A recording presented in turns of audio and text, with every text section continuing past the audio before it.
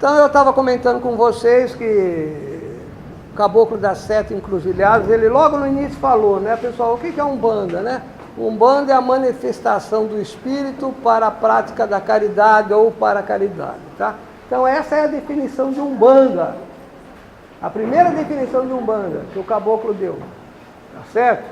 Eu não estou falando o significado da palavra, hein? A palavra é de origem africana, né? Umbanda, quimbanda, embanda, é outra coisa. Eu estou falando do culto que foi formado, que começou em 1908, que o Caboclo das Sete Encruzilhadas e o Pai Antônio iniciaram, né? Então era uma manifestação do espírito para a prática de caridade, onde todos os espíritos seriam ouvidos. Não interessava se ele era índio, africano, italiano, português, não interessava. Todo mundo tinha vez na Umbanda. Aqueles que entendessem mais, o Caboclo deve falar isso, aqueles que entendessem mais ensinariam aqueles que ainda estivessem iniciando, né? Mas todo mundo iria trabalhar. A ideia era essa, tá? O Caboclo das Sete Encruzilhadas, conforme começou o trabalho na Tenda Nossa Senhora, Tenda Espírita Nossa Senhora da Piedade. Esse é o nome do primeiro terreiro de Umbanda que existiu no Brasil. Tenda Espírita Nossa Senhora da Piedade. Tá? Eu até explico o porquê do termo espírita e porquê nome de santo Nossa Senhora da Piedade. Espírita porque naquela época não existia Umbanda, ele estava começando. Então, para poder registrar, era necessário ter o termo espírita, o nome espírita, era manifestação do espírito. Então, tiveram que colocar no nome Tenda Espírita. Tá? Pelo próprio Zélio de Moraes, tá? Ele explicando, falando, tem em áudio que ele fala. E a questão do nome das santas, dos santos, todas as tendas tinham o nome de santo. Tá? Ele vinha de origem católica, é lógico, tinha uma influência grande. Mas era para facilitar a ligação dos católicos com a nova religião também. Para ficar mais fácil a aproximação. Tá? Era também uma forma de facilitar esse encontro das pessoas, porque naquela época era a religião oficial, o catolicismo. Hoje não, né? Hoje o nosso país é laico. Não tem uma religião oficial, mas na época era o catolicismo. Tá? Eu acho que ainda era, né? Eu não sei se foi até a República ou foi depois. Mas era catolicismo, a religião oficial aqui do Brasil, nessa fase aí da nossa história. Bom, e o Caboclo estabeleceu determinadas coisas para a Umbanda. Então vamos lá? O ritual estabelecido pelo Caboclo das Sete Encruzilhadas era bem simples, com cânticos baixos e harmoniosos. Não tinha atabaques nem palmas. Tá? Os cânticos eram baixos e harmoniosos. A vestimenta era branca, só o branco. Usavam uma faixinha colorida na cintura, que dava determinadas graduações dentro do terreiro, lá, podemos dizer assim, tá? Proibição de sacrifício de animais, era proibido, não tinha isso. Isso tinha uma série de cultos lá, né? O pessoal que trabalhava, tudo que vinha lá os outros cultos afro, ameríndios, e a própria macumba, zungu, tudo aquilo lá, eles utilizavam muito isso na época. Então o Caboclo quis cortar tudo isso, tá? Vestimenta branca, proibição de sacrifício de animais, horário para começar e encerrar os trabalhos. Começava às 8 e acabava às 22 horas. Isso tudo estabelecido pelo Caboclo orientando o Zélio de Moraes. Por que essa rigidez? Porque como é que era a macumba, lembra? Começava às 6, 7 horas da noite e ia até às 6 da manhã. Não tinha hora para acabar aquela coisa, era a noite toda lá no morro. E rolava tudo. Então falou, não é bem assim. A gente tem que fazer uma coisa toda mais rígida, né? Com estatuto, com regras. Então o Caboclo estabeleceu isso logo no início. Dispensou os atabaques e as palmas. Tinham vários tipos de cultos lá que usavam atabaques, tinha música, culto. Ele falou, não, aqui é só ponto cantado.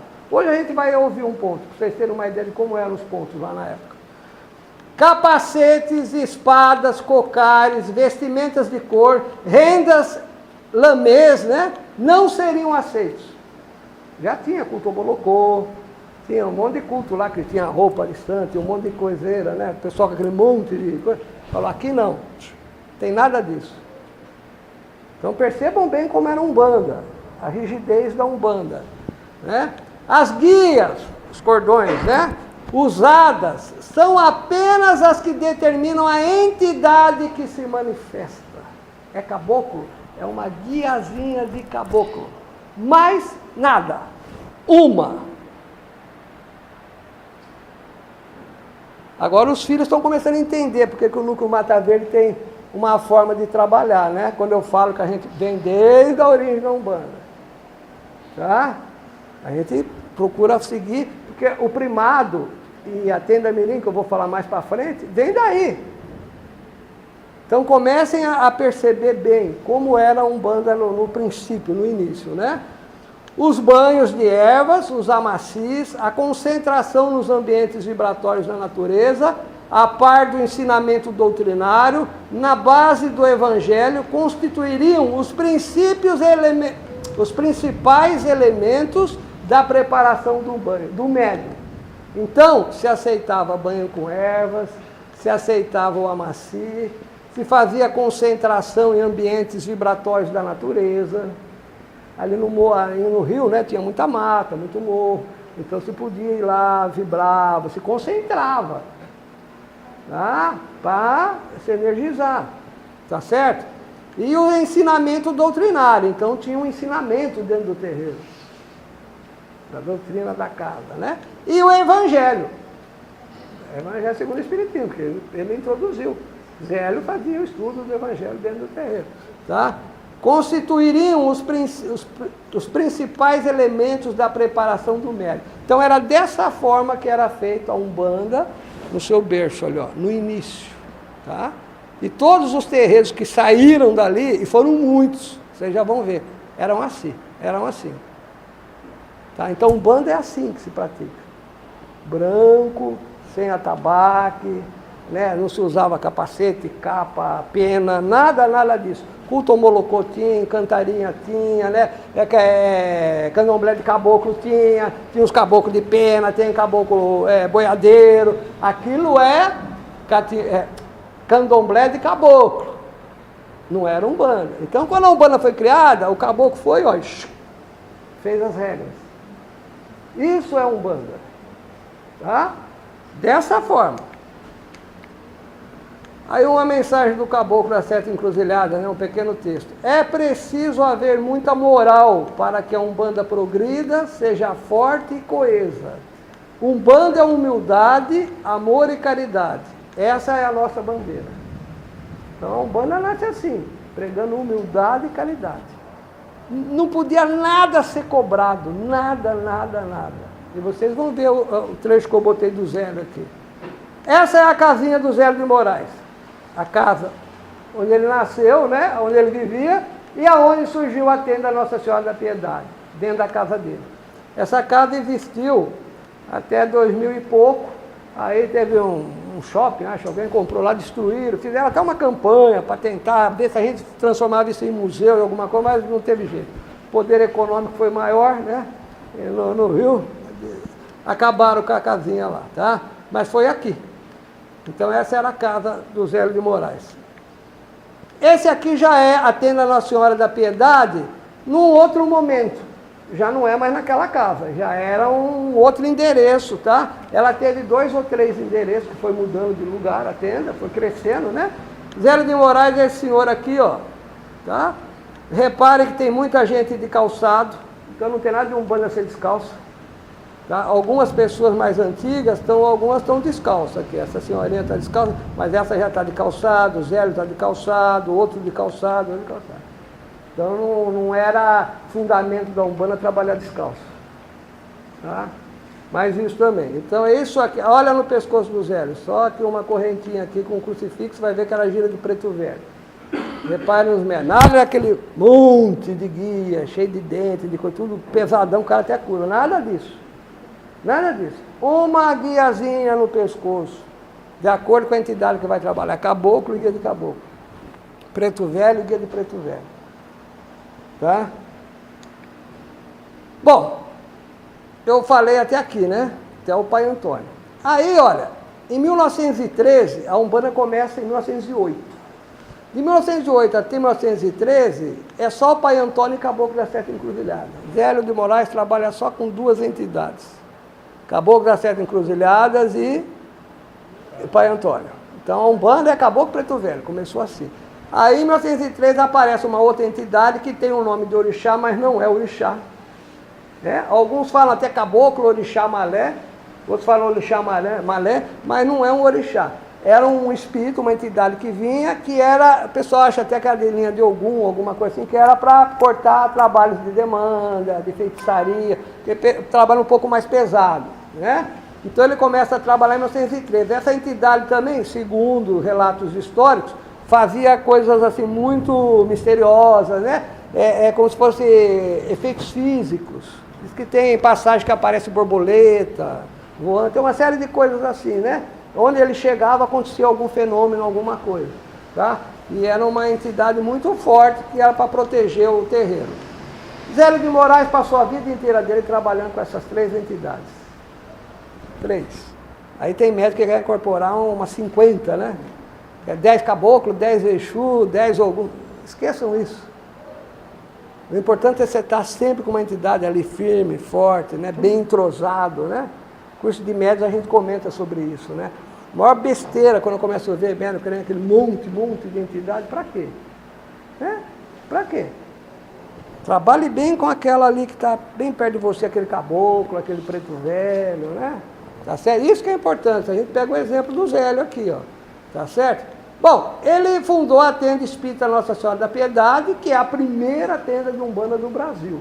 Tá? Isso vocês viram o estatuto aí que eu mostrei, né? Todos os livros de histórias falam sobre isso, tá? Ele também fez o quê? Ele teve uma vida muito ativa, ele participou também do primeiro jornal de Umbanda, foi o Zélio de Moraes. Foi ele que fez também, junto com outras pessoas. Também fundou a primeira federação de Umbanda do Brasil, junto com outros líderes, na ocasião, né? Outros pais, né? Mas ele que participou. E ele participou também do primeiro congresso de Umbanda, de 1941.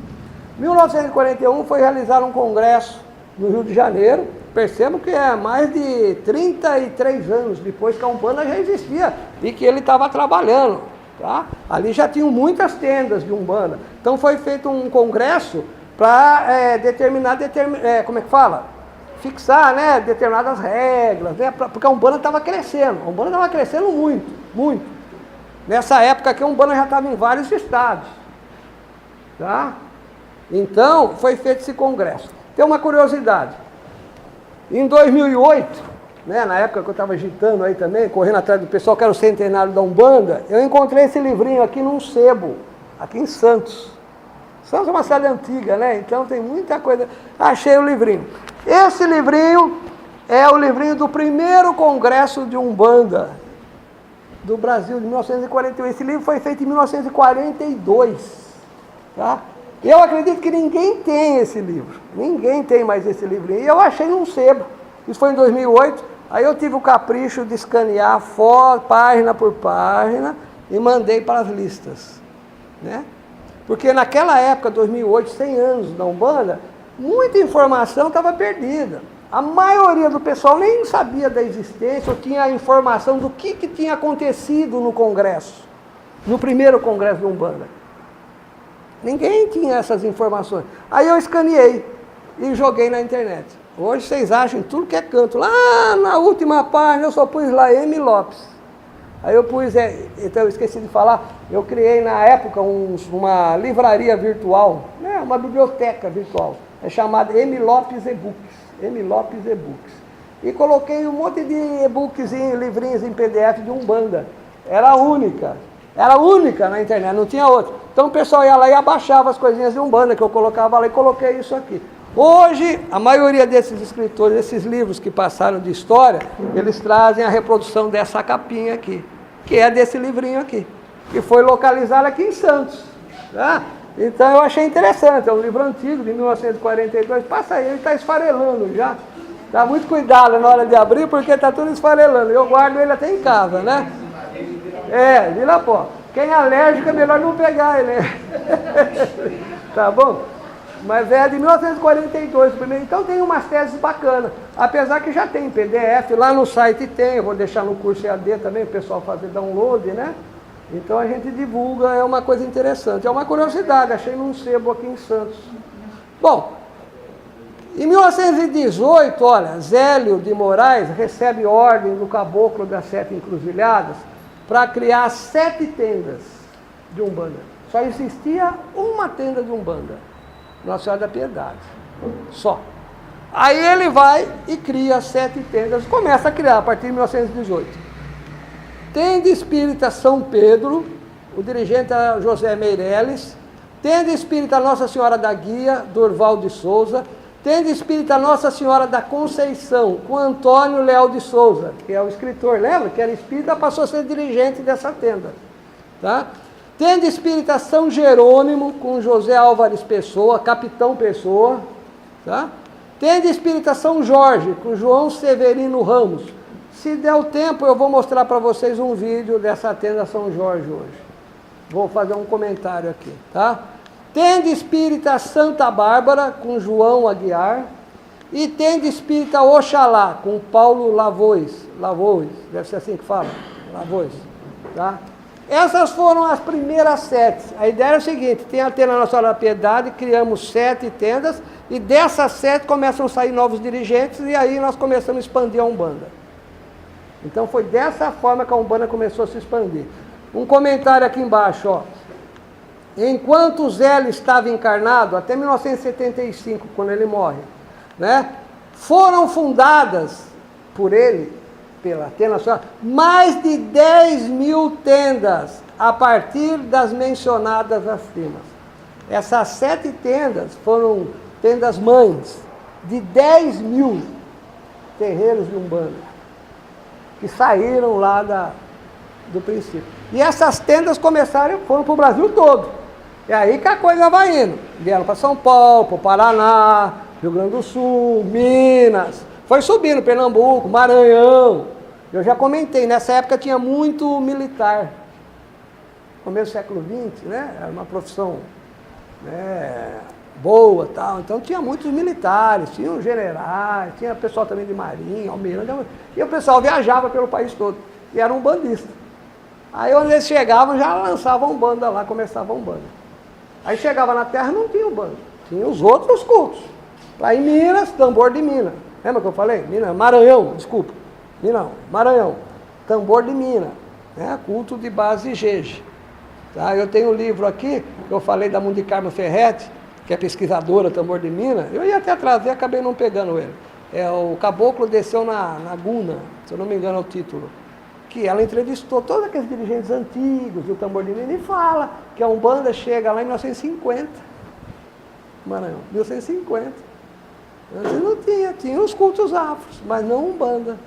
Agora a Umbanda foi crescendo de uma tal forma que houve uma época, década de 50, 60, acho que até 70, um pouquinho antes, que ela elegia deputados.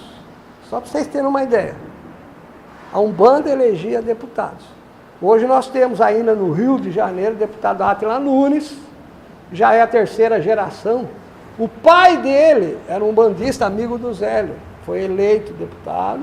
Aí tem o Átila, que está lá hoje, que é o filho, que é um umbandista realmente.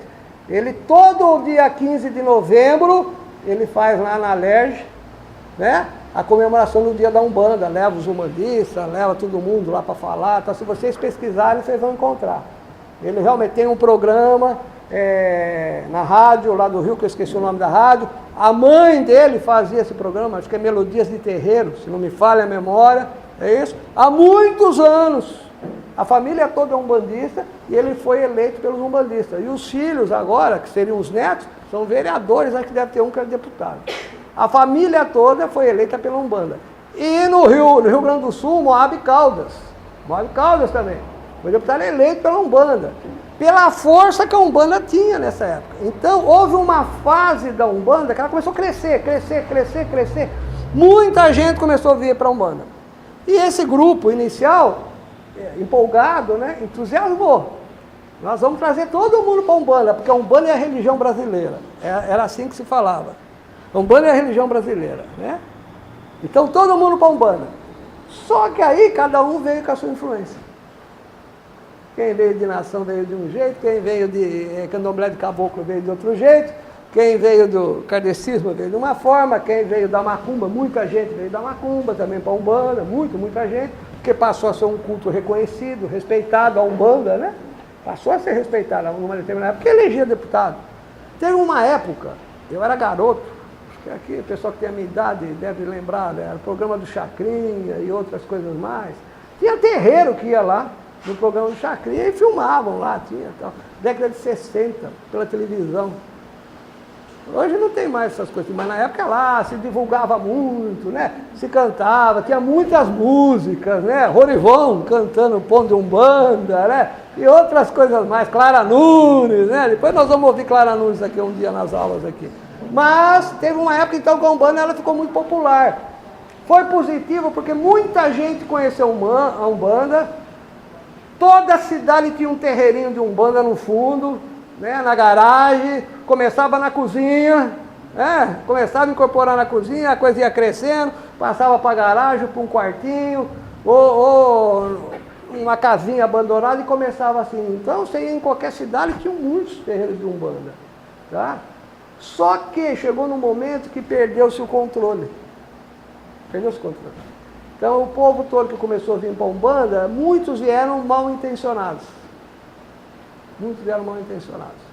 Então a Umbanda teve uma fase bonita, rígida, bem organizada, depois começou a crescer, encantou os homens, né, daquela época, viram que a coisa estava indo, e sempre deve ter, eu não posso provar isso, mas os políticos, né, ambiciosos, né, aquele pessoal interessado em pegar o voto desse povo todo, começaram a usar a Umbanda para isso também.